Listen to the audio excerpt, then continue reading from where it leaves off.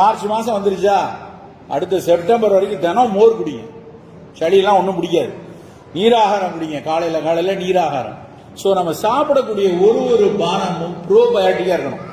அப்ப அது பல நோய்கள் வராமல், நான் சொன்ன முதல்ல பேசும்போது அடாப்டிவ் இம்யூன் சிஸ்டம், அந்த அடாப்டிவ் இம்யூன் சிஸ்டம் நல்லா இருக்கணும்னா நம்ம குடல்ல இருக்கக்கூடிய பாக்டீரியாஸ் நல்லா இருக்கணும். குடல்ல இருக்கக்கூடிய நமக்கு பேர் தெரியாத வைரஸ்கள் நல்லா இருக்கணும். நம்ம இந்த பாக்டீரியா வைரஸ் அப்படின்னாலே நம்பியார் மாதிரி வில்லன் மாதிரியே நினைச்சிட்டு இருக்கோம். கிடையாது.